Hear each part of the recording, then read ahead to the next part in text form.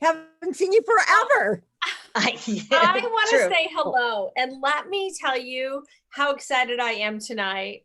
That tonight is about Colorguard and twirling, and it's about the intersection of these two dynamic worlds. And I am so, so lucky tonight to have amazing panelists with me. And again, you know, we all have lives away from here, and lives are getting busier, we hope. Maybe, you know, who knows if we shut back down. But the people I've been able to get on this call tonight have just made me a little giddy and maybe even a little emotional, because I just love when these two worlds collide, because they both mean so much to me. And I know they do to everyone I brought on the call tonight. So first and foremost, I brought in Michael Harris. And Michael Harris actually started as a drum major who came into twirling and then discovered the guard world and was competitive in the winter guard world and in drum corps, and has brought those skills to all of us. So Michael, thank you for joining us tonight. Thanks, Cal. And next up is Missy Townsend. So Missy is a competitive twirling coach, but is an amazing color guard coach in the middle school, high school circuits. And so, Missy, are you involved in any WGI or DCI activity? Well, no one. My high school does compete in WGI. We're a Scholastic A guard. Okay. And so another person I greatly respect. The other person I brought on this call is Heather Graham. And Heather and I have not known each other from the twirling world, but I'm a fan from the social media world. And so she's Boston Crusaders, Miamisburg Color Guard, and University of Cincinnati. I don't think the credentials get much better than that, but it's pretty fun to watch Heather on social media doing twirling stuff and coming alive in the twirling world, in the guard world. So thank you, Heather. You. And finally tonight, the person I'm really excited to have on this call, and I think is the groundbreaker in pulling twirling into the guard world, is Annette Odello. And if anyone knows that name, it is the family of the Blue Devils. And years ago, it was just a huge program of a twirling world, junior color guard, A color guard, B color guard, and all of the above. And so I've been able to be still connected to Annette through social media, but was an amazing national and international twirling coach, still in the color guard world, and then now with the special needs guard as well. So thank you, Annette, for joining us. Yeah, I told Kyle I'm so out of touch. I don't know what value I have tonight, but thank you. I'm honored and feel privileged to be here. So thank you. I'm excited because I think that you're one of the most important voices in that you kind of started all of this. So we talked on the phone, and one of my favorite moments at WGI, and I'm sure we all have them, but you would go to WGI and tosses were starting, like flag tosses were new and rifle tosses are going up. And one of my very favorite moments ever is when Annette involved Janae Dorn and Mark Nash in the Blue Devils Winter Guard. And I remember being in the arena, and all of a sudden, everyone's eye level went up another 6 feet, because all of a sudden these twirlers were flying across the floor. And I remember the audience exploding. Now let's think about how many years pre-Imachi this is. And here are twirlers out on the floor, and the level of appreciation. There is no greater moment that I was so proud to be a twirling coach. So Annette, was that just a natural combination for you because you had the twirling program and the guard program? Well, I was at that point, I was never involved in the Blue Devil color guards per se. I just had the twirling program. We started out doing some exhibition things at local guard shows, and I felt that it was just so similar in so many ways. So I wanted to transition to that. It's so funny you talk about the height of the tosses.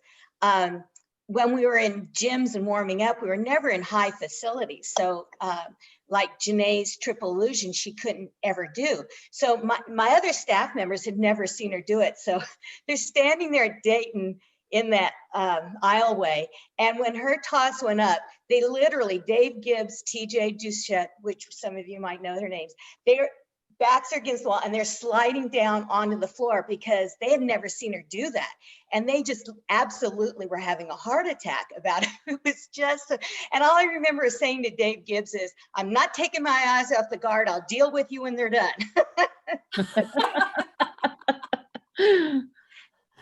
Okay, so let me have a little background. So Michael, tell me please, what came first, twirling or guard, and how did the two blend together? Yeah, so my very first experience was baton twirling. My sister joined a group. I carried the banner in a parade. That was day one. Then I started playing the drums because it was a baton and drum corps, and I'm a boy, and I should do that. So I started doing that.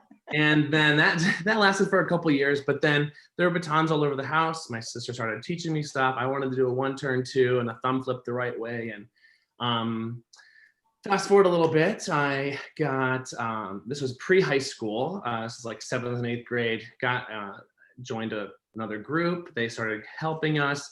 And the whole vision was to be the drum major, the Ohio State drum major, very strong, strut down. And I trained with those guys in 7th and 8th grade. And I was the youngest one like there, because usually they're junior and seniors in high schools at Ohio State, high school kids, you know? So fast forward more, I wanted to compete. And senior year, went to my first world championships in Japan, 2004. And then actually, I kind of forgot about this until today. I was kind of reliving some things. My sophomore year in high school, my band director, Chris Barbero, started a winter guard. And I did it for 1 year. We did it with rifle, and that's when I actually learned rifle basics for the first time. But then I had to focus on baton because it was so big in my life at that point. So then after high school, I became the major ed advisor for the high school, and the color guard advisor was going to juxtaposition winter guard auditions. And she's like, you got to come with me. You'll love this. And I'm like, I don't know. I got a lot of baton stuff going on. So I went with her, and I took the rifle, and I walk in, and I'm like, nervous, and, everybody's doing stuff. And I just throw the rifle, and I do a 1 turn, and I catch it. And that's everybody right there. They're like, who is this kid? Like, how does he know how to do that? Like, it's crazy. So, then I was like, let me look into it with a cartwheel too. No big deal, So he started there, and then that's the same, their backs are against the wall. And anyways, fast forward, I marched with the Colts Drum and Bugle Corps. 2008, I was a rook out, and I got to be in the color guard and spin flag and spin rifle. And in the ballot, I got to twirl baton. And I had this whole feature, and it was wonderful. And then I became on staff with the drum corps, and kind of bounced back and forth between 2010, I'm getting to, which was the Encore, was the world team. I was a member of Encore, going to the world championships. And, I'm like literally in like one of the best teams in the whole world, training in their gyms and going to these world-class drum corps and getting a taste of what WGI is like, and kind of, putting it all together. And that was, kind of propelled me forward there. And fast forward to 3 more years later, I had my first own team to go to International Cup. So I had 13 members that I put together, and we got to go to compete in the Netherlands. And fast forward a little bit more, I have my husband was a world team member, Kyler, a little bit later, and still have lots of twirling things going on, and my own club along the way. So I guess I better wrap it up here because I'm talking too much, but that's kind of me in a nutshell. I have Elaine Villum here on the call too, as one of my students at Fusion from a long time ago. She could probably tell you the year here in a little bit. And then she transitioned to color guard and through high school, and then in bigger and better ways than I have. And I'm really excited for her to share that. So that's me, Kyle. Thank you very much again. I'll pass the mic. Well, I think that's what's fun about it, is that for all of us to understand, like, I think that going from twirling to guard is a whole different transition than going from guard to twirler. So we'll talk about that in a little bit, because I think that the twirling skills really lend themselves to guard. But part of our discussion tonight would really like to be about guard technique. and how twirlers need to understand the difference between what we're doing with twirling is great, and it provides you the opportunity and the skill to learn color guard, but it's not the same technique. So Missy, give me the same background. So how do you blend between twirling and color guard? I actually started twirling when I was 5 years old. And I started in Southern Ohio in the heart of USTA, but I started as NBTA in a corps on teams and individually. Very soon thereafter, I started taking lessons from people all across the country. Ended up with my final two coaches, one in California and one in New York. So I twirled up until I was through college. I twirled NBT. I also competed USDA and stayed in regionals here in the Dayton area and did their nationals one time and got a cup. So that was pretty cool. And I won our Miss Major of America championship in NBTA in the 80s. Went to college in Boston. Ironically, went to college to twirl. I was a feature twirler for Boston College. And while I was there, met people who in the 80s that were working with Boston Crusaders. So that was my first enlightenment into true color guard. And we had a color guard after I graduated. I actually ended up back on staff doing the auxiliaries. The twirlers, we had a twirling line, we had a feature twirler, we had a color guard. So I had to make them all work together. And that was my first step. Moved back home to Ohio, fast forward, as Michael said, moved back home to Ohio, went to a homecoming football game, met two twirlers at my high school that I didn't know, started working with them. Band director approached me, said, "Can you teach color guard?" I'm like, "I can figure it out." Well, little did I know where that was going to lead. That was 25 years ago. So I started teaching the color guard there. At the time, they were not what I would have called color guard in today's world. We have grown the program to about 60 kids from elementary up. We start in first grade now, and we have an elementary competitive winter guard, a junior high competitive winter guard, and now our high school competitive winter guard. I absorbed from people. Luckily, I was able to meet people off the bat that could show me some of the technique. I'll tell you, I struggled catching with two hands. That was like the hardest thing for me to learn. I would, honest to goodness, stand with a baton, do a thumb flip and catch it like a rifle to try and get my hands to work in that method. That was a hard transition from twirling to guard. But since, we've grown, I can't even begin to fathom not having been a part of the color guard world. And the way it has affected my coaching in twirling is incredible. I say it every time I choreograph a rhythmic. I have had national champion rhythmic twirls. I've had top-notch dance twirl teams in MBTA. Currently the choreographer for our show corps, the Celine Twirlettes from Michigan, who are Team USA for MBTA, will be going to Holland hopefully in August. It was postponed, obviously, due to COVID. So every time I do that, the influx of the things that I've learned in my 25 years of color guard and winter guard have transformed that process amazingly. It's incredible, the things that I learned because of my activity. Don't you think, Missy, the production value and the risk taking that you have to do in guard opens you up so much more to the possibilities of what you can do in twirling? Absolutely. It's interesting to me too, because, and this is NBTA versus USTA. I think USTA is a little more timely in choreography and ideas and thought processes. And NBTA, there has been a lot of stagnantness, especially in team and core world. Now, I'm not talking about Wheaton, Right. the big teams, but when you drop down, and I think that the influx from guard in my life is helping to bring that forward. And emphasizing the technique.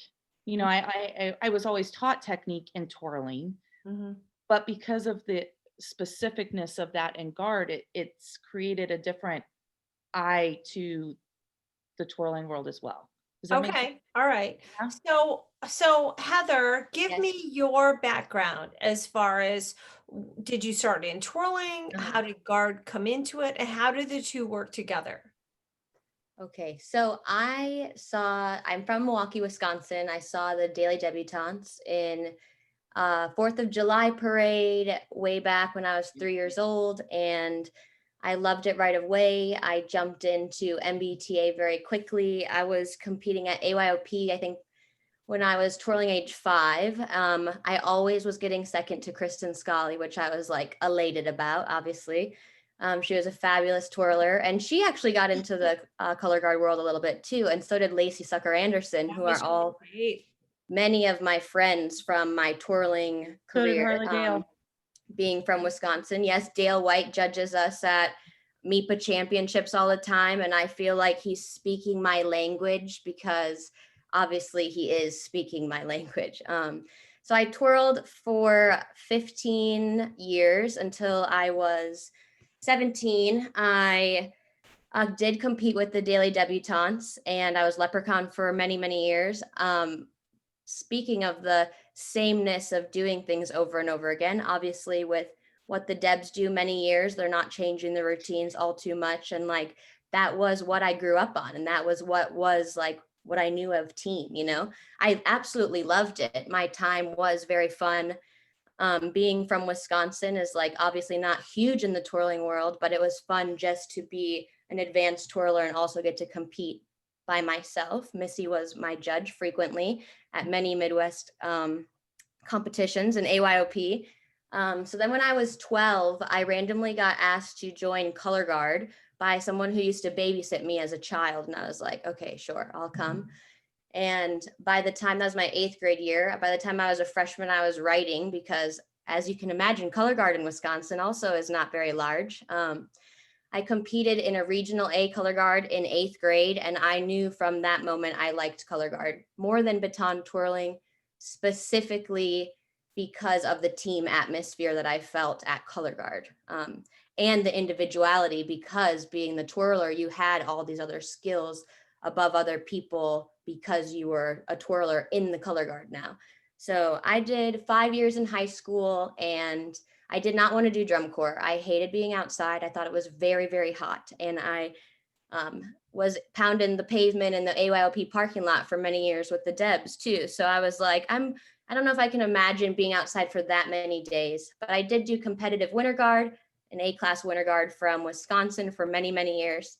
I ended up marching Phantom Regiment in 2010, and I switched to Carolina Crown in 2011 and 12, which was the rock star year, which was absolutely my favorite show I've ever been in, period, because who does not want to be like spinning to Painted Black and Queen and stuff like, and that was where I was like, I felt like I came alive because I met Michael Townsend, and he is obviously a huge part and mentor in my life. And then I ended up marching Pride of Cincinnati from 2013 to 2017. I took over at Miamisburg, and I had previously been teaching there, but took over at Miamisburg in 2018. And I got to teach Crown in 2016, and I got to now teach the Boston Crusaders. And the things that baton twirling have done for my color guard career is off the charts. And Missy can speak to that as well, because I get to see her, and we get to see each other like every weekend normally, like at marching band shows or winter guard shows or whatever it might be. And that is hard to miss that. And I've helped Missy at her high school, and we teach since University of Cincinnati together sometimes, which is fun. But the things I write and the things I feel like I can teach my kids in the color guard world to make them stand out because of baton twirling really makes me feel empowered. Like watching 20 people on the Boston Crusaders do a 2-turn ripple, and like many of them doing toss illusions, and being able to speak to the technique of baton twirling to color guard, and actually like break down things, because I think that's one thing color guard people don't do like twirlers. They don't break down things as well, trick wise or choreography wise. And they can just do crazy things. Yeah, I really love you. I love hearing that from you, because the thing that I struggle with when I'm watching things happen on social media of tricks or like a bad illusion, or it's like you kind of watch the color guard world want to do what's happening in twirling, but then not having the basics to be able to do it accurately. So, so let's take it back a little bit. Let's take it back in history. So Annette, tell me your feeling about blending with twirling and color guard, and what were some of the struggles for you? Well, I think the biggest thing that we brought to Colorguard was incorporating the body with what they were doing. Prior to the Blue Devils getting involved in Winter Guard, they basically just parked and spun, and their feet didn't leave the floor, which I was always thankful for, because I figure if you can't dance, leave your feet down. You know, don't advertise you can't dance. But I think that traveling and incorporating our body was probably even more important than what we were doing with our hands, because I think that a good color guard person could kind of track what we were doing with their hands, but applying it to the body was a whole different thing. So I think we really opened up people adding the body to the extent that you see it nowadays. It's just all involved. So Michael, you're a person who you love what you do. And so tell me how you break it down. So you could show somebody in guard how to do, like, I can do a toss illusion, I can do a two spin. So tell me the struggles of what you do going back now. Okay, I've been a twirler and I know how to throw and catch, but what are you teaching the guard world from the twirling world that's helping them technique wise? One example, let's talk about a one spin. You know, the spin technique that Heather was talking about with the two spin. You know, so many kids, you know, when you're always, you know, locked in basic color guards facing one direction and then having to spin under the equipment, you know, okay, let's say you got that, let's fast forward. Or now you're going to do the illusion, you're going to go upside down and come right back up. And being able to reorient all these things is one of the things I think I definitely helped with. Like, let's take that rifle, let's launch it in the air, let's look at all 10 of your toes and then come back up and spot the rifle and see how your radar is on your placement. So that when you do kind of simulate that experience of going up and going down with the illusion, things like that. How about some fishtails or some elbow rolls? Yes. Little fancy contact, a slap with the saber. Okay. Elbow rolls are mind blowing. Back neck rolls, Back neck roll, monster, yeah. Back neck rolls, they'll weep. What'd she say? Heather say? Back neck rolls. Oh yeah. Yeah, but let me tell you this. Let me tell you my pet peeve. So I have been teaching color guard for 45 years. So back when I was 15, my color guard, my band director said, Kyle, you're going to teach flag corps. And we're going to go by flags, and this is what you're going to do. So I had grown up in a corps, and we had a color guard, and I had worked with the flags, but obviously I didn't know any flag technique or anything like that. So I started doing camps. I started doing camps and clinics, and I remember vividly rifle when I could no longer pick up my arms because I had been doing consecutives and double fast all day. And I'm like, competitive me, like, I am going to master this. And it's double fast. And like, I could no longer pick up my arms. But it was so funny. But because I was a twirler, the color guard world basically dissed me. And they would go like, oh, that's the twirler girl. And so they thought that my technique was different, which we're going to get to, we're going to speak about. But I really, there's a little bit of competitive me now that goes, oh yeah, you want to learn how to back neck spin? Guess what? We're the people that are going to teach you how to do that. You want to learn how to do a half monster? Oh yeah, we're going to teach you how to do that. And a back catch and all of that. So Missy, tell me about your respect and how are you teaching guard technique with twirling skills, but yet, do you understand kind of what I'm talking about? I do. And I mean, honestly, when I was in high school and I looked at our color guard of the time, I was like, they're not doing anything. You know, it's not, and I thought that's what color guard was until I moved to Boston and met these two gentlemen from the Crusaders who were throwing sabers and rifles. I'm like, hey, that's pretty cool. You know, I thought by that time I was already out of the age to actually do it, but I just like, wow. And so I mean, I think now that when I look at color guard and I look at twirling, the blend is obviously there, but I mean, you have to be a little bit inventive too and not afraid to step outside of the box. And a lot of times, like, we're an A guard, and most of you know what that is. Heather's teaching a world guard, but some of the stuff that my A guard does is similar to what her world guard does. It's just maybe only 1 or 2 people versus 10, doing that element. We started spinning under guns and they're like, wait, you're an A guard, you can't do that. I'm like, why not? My kids can spin under a gun because I can teach them how to do a 1 turn, because I can teach a 5-year-old how to do a 1 turn.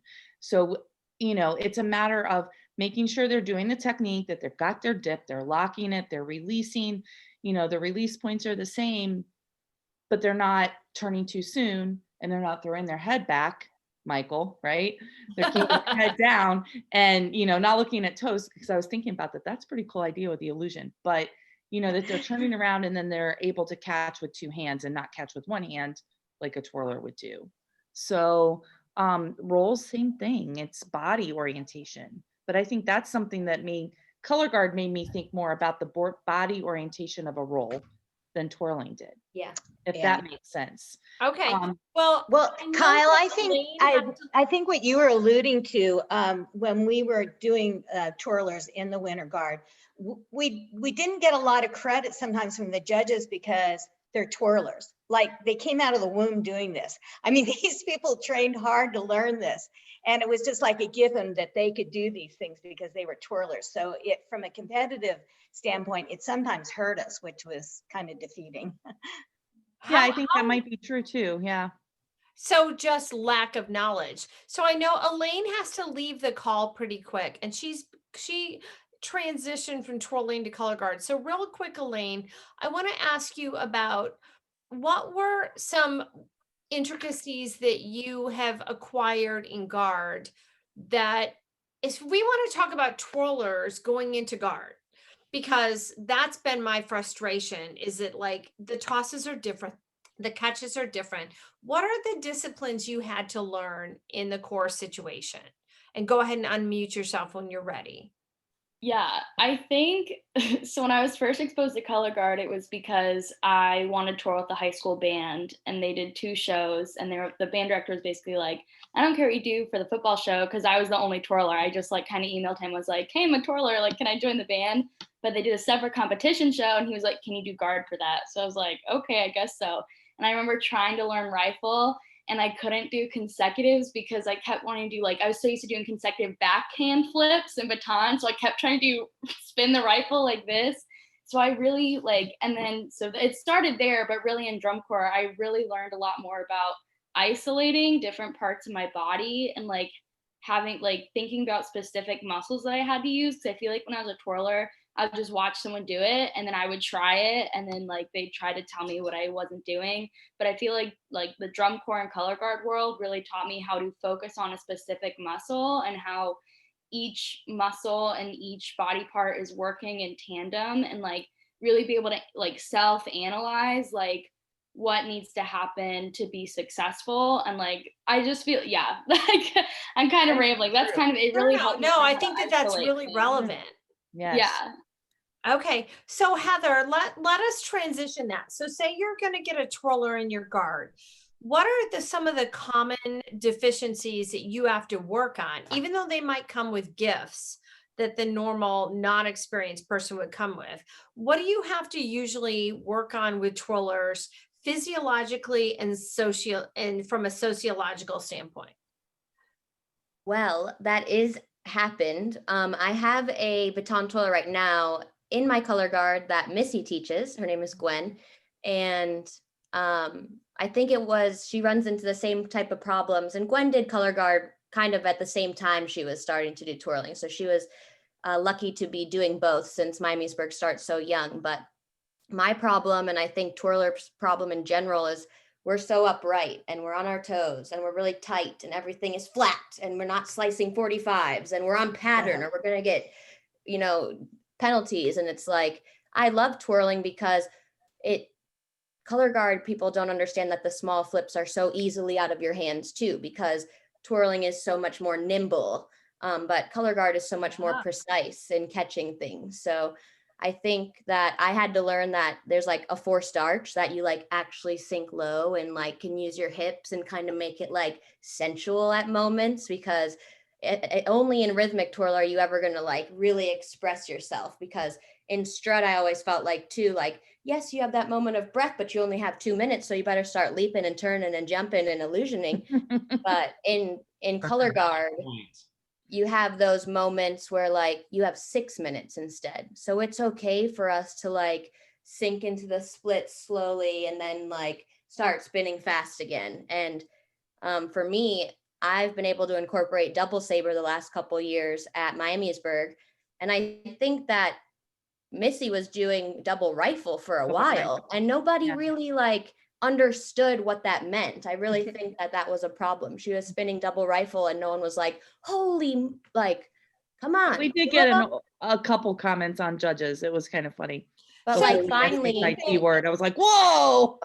Yeah, finally we're like, I'm spinning double saber and then she's spinning double rifle, and it's like makes us stand out in our circuit and gives each other credit because it's not easy and no one else attempts it. So I think technique wise, you got to just relax your body a whole heck of a lot more in color guard. Very good. That was like alluding to the breath, but I without love twirling, when you use you the wouldn't be phrase doing the nimble. cool flips. I love that you use the phrase nimble, because I always talk about in twirling, the manipulation of the baton comes from dimensionality. So when we look at some things that have more artistry to them, it's about using the equipment in a more, so you've got the baton and you can use it from a rotation within the baton rather than just the planes that you're flipping in. And to me, that comes from my color guard skills. And so catching, being able to count revolutions and being able to catch on the proper revolution, to me comes from guard skills. So, yeah, and placement of the catch and like placement of the release too, because you don't talk about that a lot in baton twirling. You talk about that more in color guard. Yeah. And so talk to me now, Missy, you've probably had the experience from twirlers who just come like, I want to twirl. So I commonly have to have discussions, or I write articles about twirlers that want to go to their high school and they want to twirl. Tell me about the assets of being able to join the color guard and then maybe being a twirler as well. Missy, have you had that experience? I have. I've had kids come in who started twirling before they started guard, wanted to twirl, was asked about it. And I think it's something that's also credible to band directors, because so many band directors are not always interested in a twirler. That's exactly the reason that when the band director asked me if I could teach guard, I said, I'll figure it out. That way I can keep a twirler if I have one available. That was my thought process at the time. But I do think that when a twirler comes in and they need to join guard, or they're asked to join guard, that they need to understand the relationship that they can have with that. And it's just, it's like Heather said, there's so many things that twirler can use from guard and take away and be better. On the flip side, a guard person going into twirling, there's things that they can offer as a guard member going into twirling that's going to make them better. The body, we strut, and Heather's point was very spot on. We strut up tall. We strut to the beat of the music, but the beat of the music never changes. So sometimes finding that and developing that musicality, which I think is something that guard offers that twirling doesn't always offer, especially if they're not an elite athlete. Okay. An elite twirler is going to have more opportunity to learn to use their bodies in a rhythmic twirl than they would in a solo and a strut and a, possibly a two baton or something to that effect. So I think that when a twirler is asked to do guard, they should, obviously give it a shot and take it with an open mind and see what they can learn from it. Does that make sense? Yeah, totally. Because a couple of our best twirlers in the world with Alexa Bordage and Addie Bebo, they were part of Carmel's Colorguard. Right. And when you have the opportunity to be a part of a performance ensemble of that level, to look at it from your own selfish standpoint of what you want to do. And because I teach future band directors, I struggle because typically what band directors struggle with is that when you get a twirler mom that's only worried about her kid. But if you get a guard mom, they're worried about the entire ensemble. Right. So I would love for twirlers to understand that struggle that band directors have of what to do. So Michael, you've had students who twirl with their band. How have you balanced out their expectations of twirler position versus guard? And have you had anyone blend with both? Yeah, I'm glad you asked that, actually. Thank you. I was just about to say, I think, we talk about, the twirler going into the marching band that isn't a part of the group, and they are in that competitive world, let's say, sheltered. I'm going like this because it's all about the one bubble they're in. I always say to them, you need to realize when you're going to that band director and you're talking to them, you want to be a part of their group. You want to present yourself as, you want to be a part of their family, and you'll spin the flag, or you'll dance over here, or the baton. Present that as part of that's who you are inside. You really want to twirl the baton out there. But I think for them to be a part of the group is really the bigger picture. And from my experience with different band directors, that has been more successful. Because when they want to pick a featured twirler and put them out there versus they want to add somebody to their band, I think that's two different perspectives. Mm-hmm. Agreed. Absolutely. Yeah. Yeah, absolutely. So then, go ahead. Go ahead, Michael. I was just going to say, as far as like in a winter guard situation, personally, like I did winter guards where I twirled baton in the winter guard, and then I didn't twirl baton in the winter guard, and they both had great value. The first one, rewind 2008, I got to twirl juxtaposition. I twirled the flag, the rifle, and I had some baton moments in there too. And UD Arena just exploded when I caught the double cartwheel in the middle of the flag feature. Like I could get teary-eyed just thinking about it, because it was such a like highlight moment of my entire twirling life, because I had the whole color guard and I get to have that special moment. But then I put the baton down and I picked up the flag and I did the whole thing together, and we all danced and finished it out. So I think having a blend of the baton, I was actually going to ask Heather, did you ever see maybe having like your rifle line and your saber line and your dance line and your twirling line all moving around the floor like, our little Ohio Imachi? Because I bet you could do it. And I bet you, so anyways, that's just a couple thoughts. I like that, Ohio Amachi. Yeah. Yes. Yeah, well, I think what's so hard and what people don't understand and creates the elevation for twirling skill is that a twirler can learn guard, but when you go back and try to learn twirling, it just takes so many years and it takes so much technique that's super hard. So Annette, let me take you back through history a little bit. If you had advice for twirling to elevate the sport to the obviously color guard's in its own dimension and level of appreciation, what would you say to the twirling world right now in order to like keep progressing? Well, in the late 80s, when we started going to WGI, and I had my team travel to the World Championships multitude times.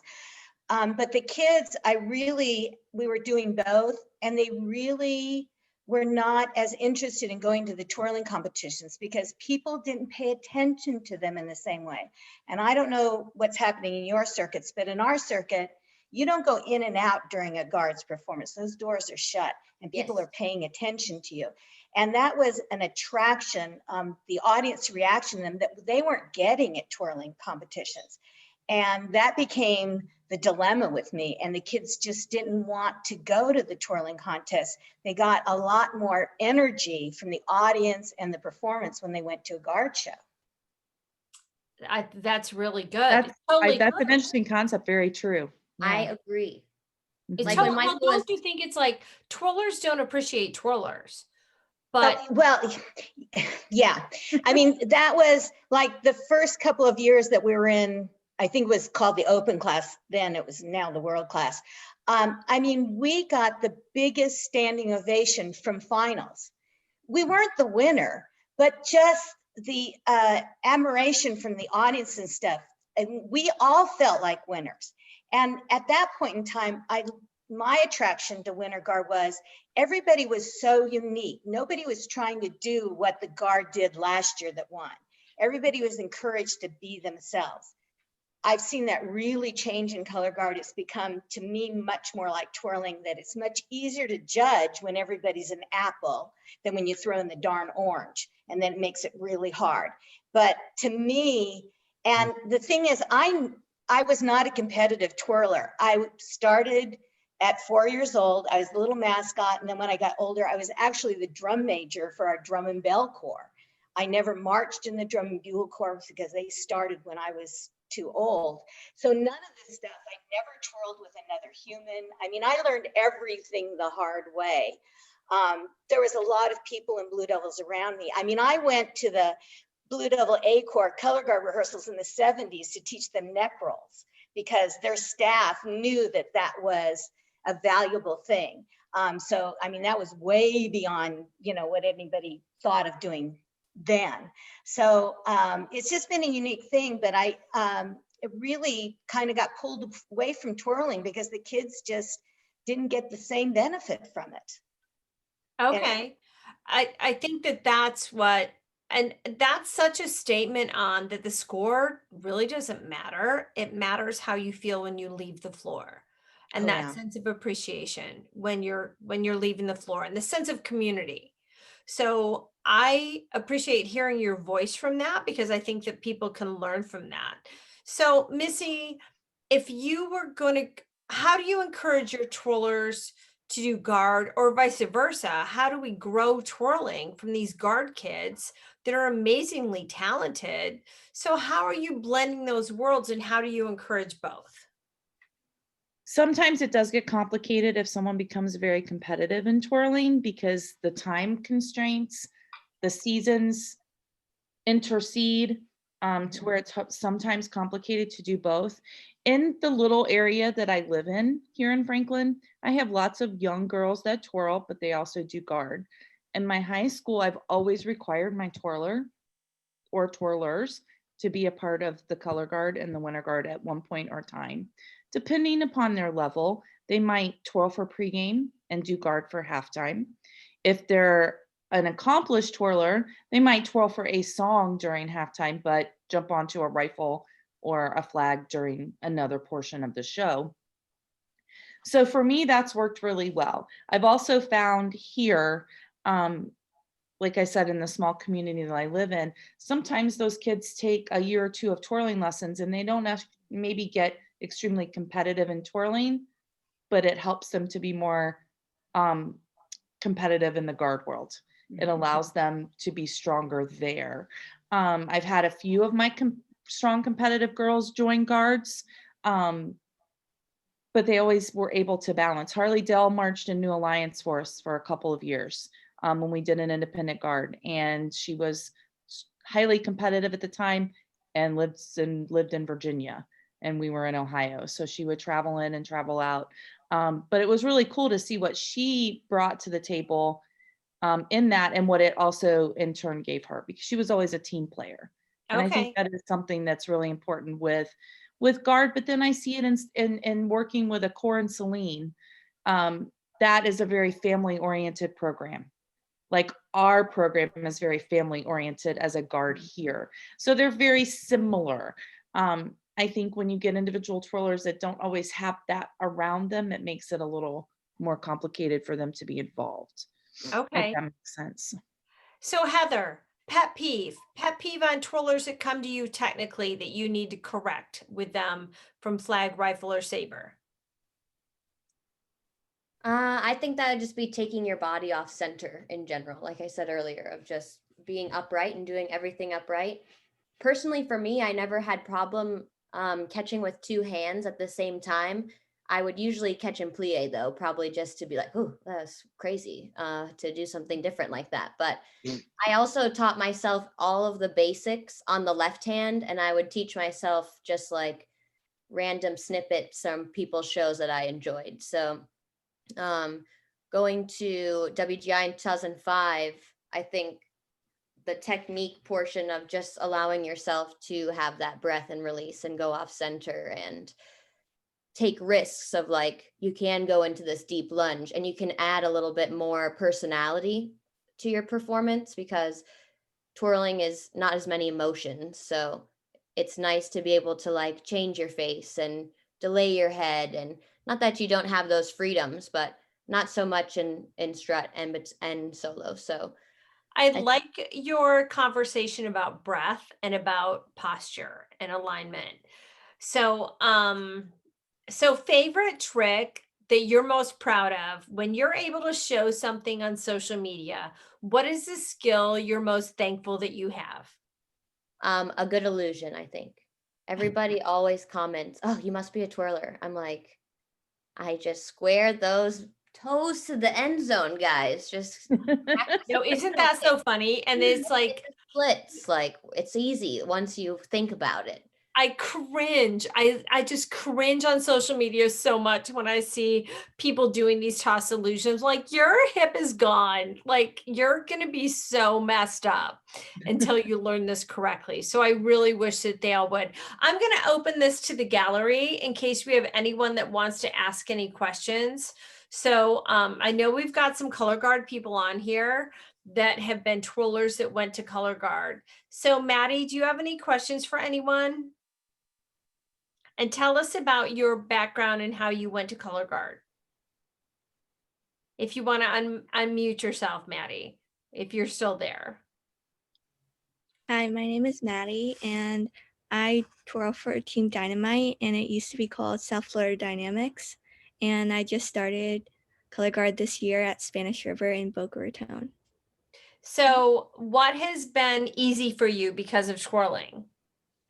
Probably like the body work in Colorguard. And what has been hard for you?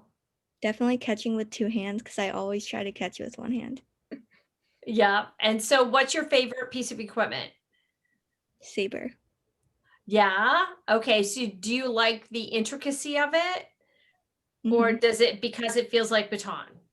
It feels like baton because it's like the lightest, and it's also like, it's just more like baton. Are you taught by Mikey Maselli? Yes. She is. I teach with him at Boston. Yeah. He's talked about you, Heather. Yeah, I get videos of you sometimes, and I give him some hints back to help you out. Oh, thanks. She's in her first year, and she's doing a two-spin. I'm like, she is. She's twirler. So Were you Annette, on- tell were you me always- about things that you've had to correct with twirlers from guard technique, because for me, it drives me insane. Like, they used to have solo flag and rifle at twirling contests, just like kill me. It was like these people would come out and do complete baton technique. And it's like, no, this is awful. So Annette, can you talk to about how to correct technique from twirling to guard? Well, I do know that experience of watching those kids just basically do their baton solo with a flag in their hand. And I thought, why do we have this category? It's no different. So, yeah, I don't have that experience because I guess my background in twirling, I came from a dance background. So I know some of the things that Heather's talking about and stuff, I didn't experience, and my students didn't experience, because we were very dance oriented and very emotional. So all of those things I was doing, which was made it very difficult competitively sometimes in twirling, but that was kind of the downside for me in twirling, but that's where I came from and that's where my students were doing. So I don't have that experience. Okay, so Missy, what are the biggest corrections you have to make between twirling technique to guard technique? Feet. Sometimes, I think twirlers are taught to be in fifth position up on your toes, like Heather said, but in guard, we release usually out of a second position. Second position doesn't really enter a solo or a strut for that matter in the twirling world. So I think that's something that I really see as a difference for them, having to change their feet. getting them to Okay, keep that all stance. right. Okay, Michael, what about you? What's your thought on that? What did you personally have to learn from twirling technique to guard technique? To twirl with the whole ensemble. Oh my gosh, I was a tick box, like, oh, too early, too late. You know, I didn't have a hard time per se, like getting the flag to maneuver through space in the choreography. Sometimes with the hands, I would struggle with the hands, but I struggled having to perform with everybody in time. Because as a twirler, I was by myself, or you know, even in the teams, different team situations, like that was something that was a big one for me. Just going, you know, with all these kids who are used to being on that metronome all the time. And definitely I talk about, I teach a lot, body and dance through baton, but I really learned all of that and absorbed all that through my Winter Guard experiences and through my drum corps experiences. Everyday dance block in a drum corps for a year, marching for a year, and then being on staff for a few years.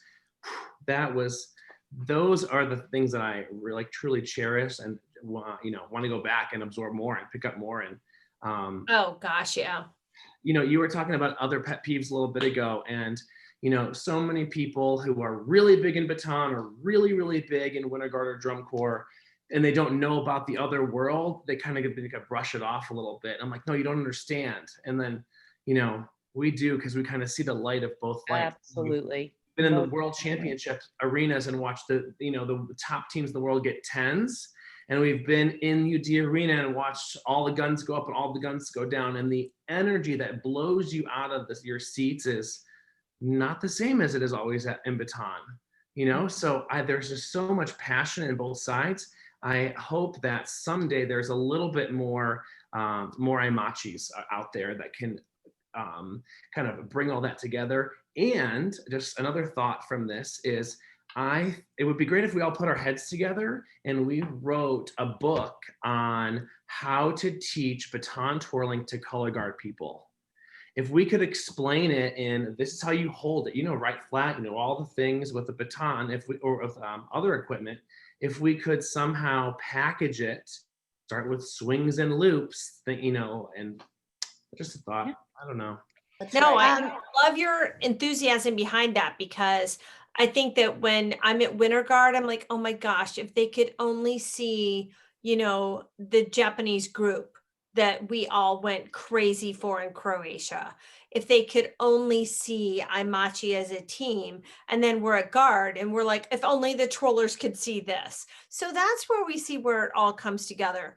I think from at least something I struggle with as a designer is because I grew up competitive twirling, and you're always center equipment oriented. So the looseness of the choreography, for me to see the silk being the melody, is that it's easy for twirlers. And when I watch fellow twirlers be choreographers, is that they're driven by the hands on the pole versus what the song is in the silk. And so I think that that's one thing we all can learn, is that the handling can be completely different, in that how we see it from a silk manipulation, and that we are so equipment centric, that we're so hand position and that centric, that when we watch with some of the people, I love being fed by the internet. I love some of these people that are doing amazing things. And when I'm watching them, they're more swing and weight oriented from the ends of the equipment, where we as twirlers tend to be more center centric. And Missy, do you understand what I'm saying? Yeah, I do. Sometimes I have to force myself to go to the end of the pole Yeah. because my hands are used to a 30-inch baton versus a 6-foot flag pole. Mhm. So I do see what you mean. And I think that's some place where, you know, as someone who came in to guard, not knowing a lot about it, that I didn't do for a long time. And I still have to, like I said, I still have to feed myself, work to the end of the pole. Yeah. And so Heather, do you, So- because I really work to stay very relevant and very contemporary in my choreography. And so I do have to watch that I'm not driven from, so now it's a hard balance because people want twirling skills. So they want hand rolls and switches and monster rolls, but then we're still looking at the voice of the silk. So Heather, teach me, how are you balancing that? I think especially last year at Miamisburg and the show that was never seen nationally, it was Take My Breath Away by Freddie Mercury. And that was the first time I felt like I was truly writing to something, and writing at Boston with Michael, and like, you know, even in the ballad, things feel pretty quick and there's not too much time at drum corps, but there is a little bit more time in the Winter Guard and you're teaching high school students. I think that I just try to envision, okay, this is going to be a real spinny part for me. So I am going to incorporate those low flips and the things that surprise people. But I'm also watching like Instagram videos of dance companies so that I'm like, oh my gosh, they just turned and popped their legs out into second and then rolled their head down into the splits. And I'm like trying to incorporate how I can utilize maybe a neck pass, which is like something that's cool in Colorguard because no one's thinking that we can actually like, I don't know, move our equipment around our body as fast as baton twirlers do, I think, at some points. But one of the gallery questions is Maddie, and she's asking if there's ever roll sections in Colorguard. Can you talk about the different rolls that you use? yeah, I mean, we have many rolls in Miamisburgs.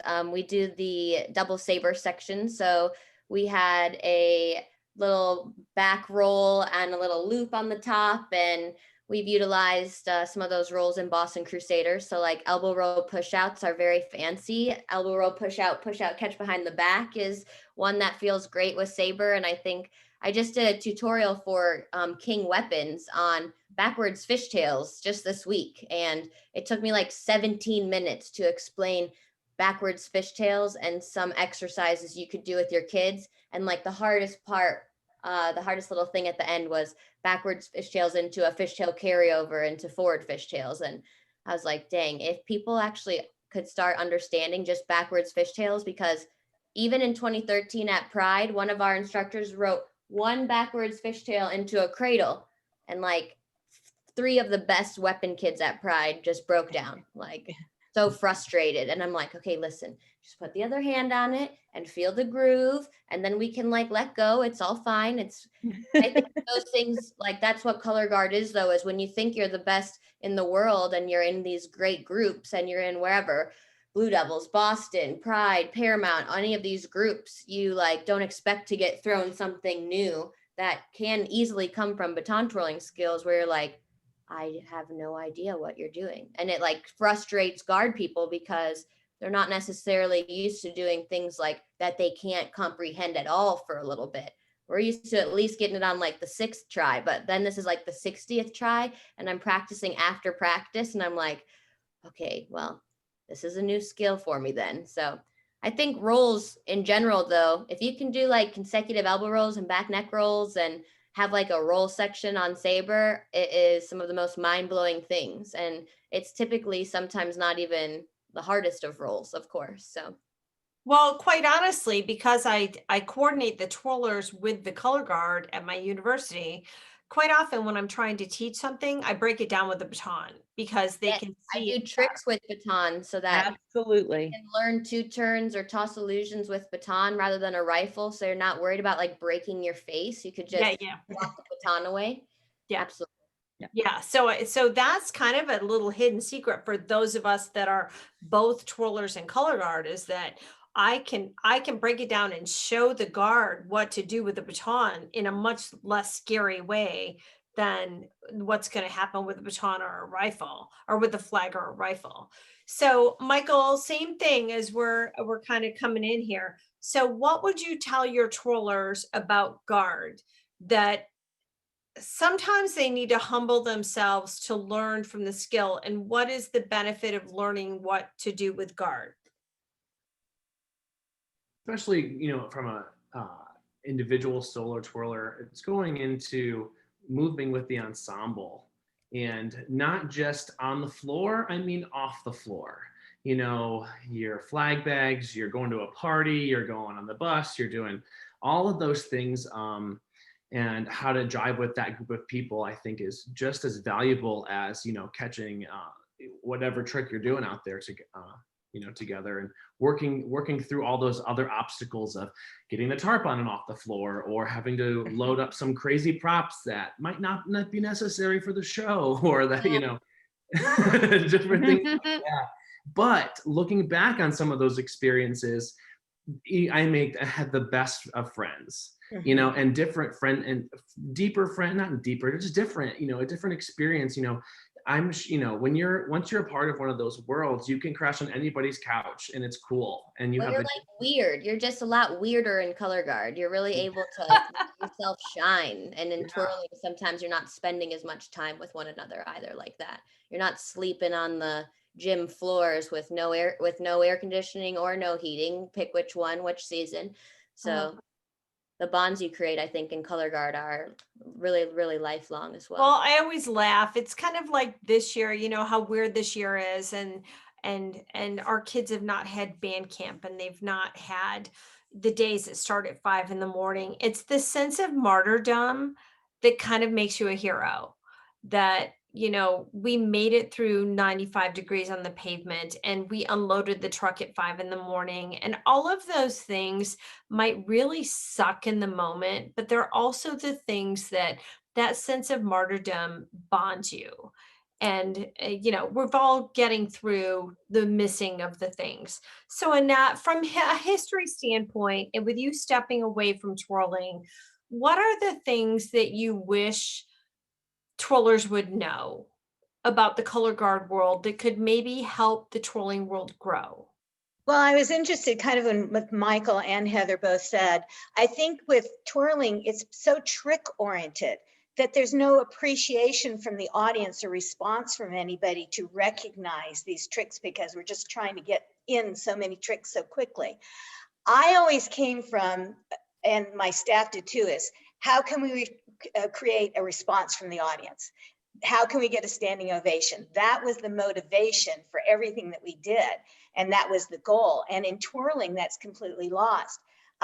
For years, I taught Annette Lucero, which some of you might know, and getting her to transition when she started working with Cirque du Soleil was to get her to slow down, to stop, take a breath, pause, let them recognize what you just did, because she was just used to just twirling as fast as she could all of the time. Really? And it was just trying to educate her to that. And it was so difficult with somebody so talented. And she wanted to be good at it, and she just didn't see it for a long time. I mean, she's come a long way since then. She certainly does now. Yeah.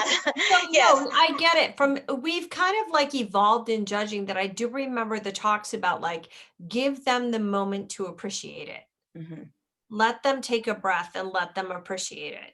So, and but I was, my competitive history in twirling was, I wanted to do it different. I wanted to present it in a different way. I didn't want to do it the way everybody else was. So like the years that my team was highly successful, in the first minute, we did every major trick that anybody was going to do. So then I felt like we had the freedom to do the artistry that I wanted to do from the beginning. So that was how how we developed then.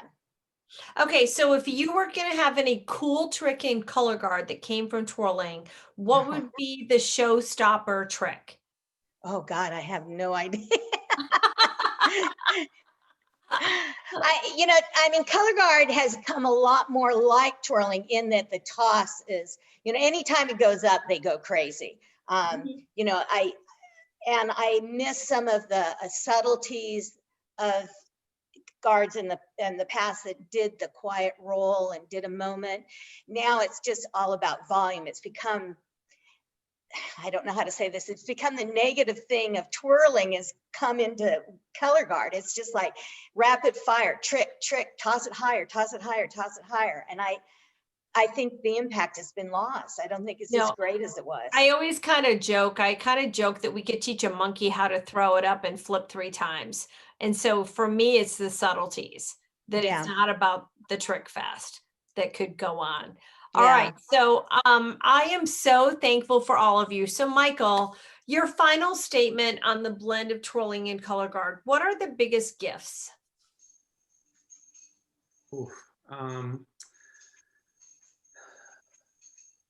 Honestly, I right now I feel like I could pick up any piece of equipment and go and teach and have a great time at any school, at any level, from whether novice or beginner, whether it's baton, saber, rifle, and just jump in and help them out, or judge it at a competition, or just appreciate it in a parade, going down the street. You're a good teacher. But really, because I'm listening to Heather with the, she's talking about the hands and all these different things, and you were too. And, once you can work your way around those pieces of equipment, you can twirl anything. Mm-hmm. And then teach somebody else how to do it too, just like those reverse fishtails, Yeah. So. Okay. And friendships on both sides. Right. Because without those, we wouldn't be here doing this. Honestly, it's the only thing keeping us going right now. So many on the twirling side, in super nice hotels sometimes, and so many on the drum corps side on the floor in the gym. But so many have such great value that I want to trade it. Just one. Well, they're all what builds us. When we all look at our lives, and the common denominator is that no matter what goes on in the outside, even in a pandemic, like the ability to have this time together, we all know that's what makes us. Mm-hmm. So Missy, what are you most proud of in the twirling world that brings you into the guard world? What am I most proud of? I think the fact that I opened my eyes to guard, not knowing really where I was going or what I was doing. And because I did that, it took me back to the twirling world as a better twirling coach, as a better choreographer, because of the things that I learned from guard. And I was willing to open up. A lot of coaches, a lot of teachers don't want to be open to learning, and we can't stop learning. And because of that, it brought me back to dance technique that I hadn't really thought about for many years. So just taking those two and merging them together, and in the guard world with twirling, tossing and turning, tossing and doing illusions, doing a half monster roll, doing things like that in the choreography that a lot of A guards don't do, I think. So I really try to merge them both together and take the best of both worlds. Oh my gosh. And it's obviously working for you.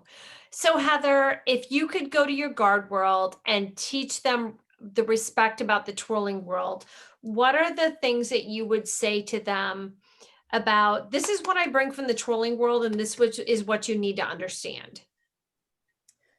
I think the biggest and coolest thing about what I learned from twirling was just fearlessness. I think in color guard, we are usually afraid to twirl or spin underneath it, or have 2 pieces of equipment and do something ambidextrous at the same time. And those moments in drum corps or in WGI where I'm watching like 15 of my kids execute a very difficult skill in the color guard world, but they actually have technique to it and they are doing it the same. And we're all doing 2 turns with our arms pressed nice and tight and like stopping in a second and being confident that we're going to catch it every single time, is like, those are the moments like DCI when they erupt for the Boston Crusaders. Those are the moments like I'm prouder of than anything I ever did as an individual or in color guard world. But I remember because I remember those moments for myself. And so many of those special moments are because twirlers can do those huge tricks with just no fear, and teaching color guard people now to have no fear, and they learn the respect quickly of what twirlers do, because then they try to do a 2-turn. And if they can do a 2-turn randomly pretty easily, then you try to make them do a 3-turn. And you're like, yeah, it really threw you for a loop there, huh? 1 extra turn. So I think that's like what's elevated color guard even more, is these people that are coming from the twirling world that then are writing for color guard that no one from the color guard world maybe will think about doing, because something that's easy on a baton is like mind-blowingly different looking and feeling on a rifle or a saber. But they bleed so well together in the fact that you just learn how to handle whatever piece of equipment you're spinning so much better, because there's so much precision in color guard and a little bit more freedom in baton, because it doesn't matter what side you necessarily catch on or exactly what angle. But I will say my favorite trick, I think, is like a toss illusion, catch backhand and illusion, because it just really mind blows them when it comes out of nowhere. So starting to be able to teach your students of like different catch positions to then also incorporate a body skill with a different catch position is like that upper level of color guard that takes a lot of skill, like baton twirling. Oh my gosh, you just made my heart so happy, because it was so cute today, because my university guard, here we are practicing the pandemic. And so the people that I have there, we're pushing skills and we're doing 1 spins. And, for a university guard, that's sometimes a big deal. And we're doing we're doing a 1 spin and the twirler's in the back, and I'm like working their 4 spins, and the like guard in the front's doing a 1 spin and they're dropping and catching. And all of a sudden in the back, I've got the twirlers doing 4 spins. They're like, what? I'm like, you guys, on the pavement, a 4 spin, okay. But normally it's like 6, 7s, and 8s. So, it was just interesting for them to acquire that respect of like, oh my God, I can barely spin once underneath this and I'm terrified.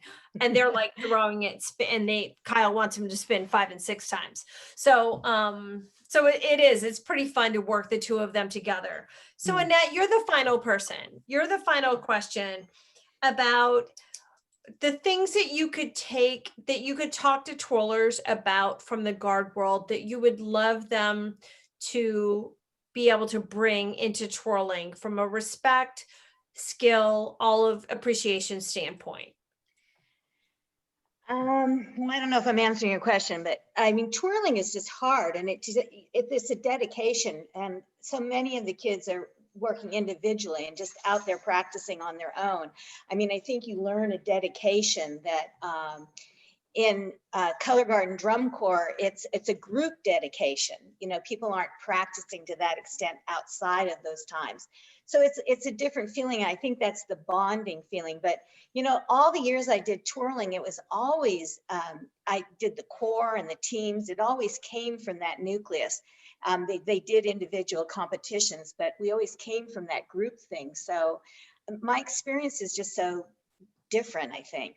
But don't you think that that's kind of what we need to encourage, that for the sport to grow, it's got to come from the grassroots of the connection of group? Yeah.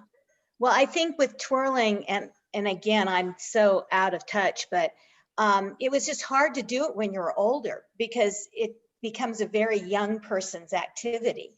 And so as the kids, got to older years in high school or in college, you just stopped doing it. That's where in color guard, they're at their best. Well, I think that's a great. I think it's unfortunate that has happened to twirling, because I think we've lost a lot of very confident people because of that. No, so I really appreciate that information, because I think that that's key to grassroots building and how do we keep these people and how do we grow. So my heart is just so happy because these are my two worlds coming together. And I feel like sometimes it's been like, oh, she's the twirler girl. Oh no. And then my twirler people don't understand the guard world. So for several of us, it's so intertwining and it's so rewarding in both avenues of it. You know, I said, if I had to give up anything tomorrow, the last thing I would give up is what I do at the university. And it's because of the sense of teamwork. It's because of the sound. It's because when that band plays their first chord together of 300 members, my heart just explodes when I hear that music all together, that I don't need to wear the university colors. I don't need to be down on the field. God knows I don't need the football team to win. Like, we're there regardless. but it's that sense of being something bigger than yourself. And I think I'm feeling that from all of us, that we're in there because we love the activity. God knows we're not getting rich on this. And I think for twirlers to understand, like, if their band director has given them the option of like, I need you to do guard, like I'm not going to have a feature twirler, that still can be an amazing experience. And I think that it's a way for us to grow together. So thank you so much. You made me want to share one more memory. Blue Devil, we used to have Family Day in June, which is the only time all the Blue Devil units perform. And my special needs color guard performs at it. And I teach all of the A corps, the B corps, the C corps color guards a portion of the dance, and they surround them in the back. And so there's approximately 175 color guard kids out there supporting the special needs kids doing the dance along with them.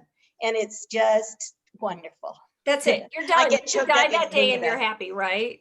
Yeah. Yeah.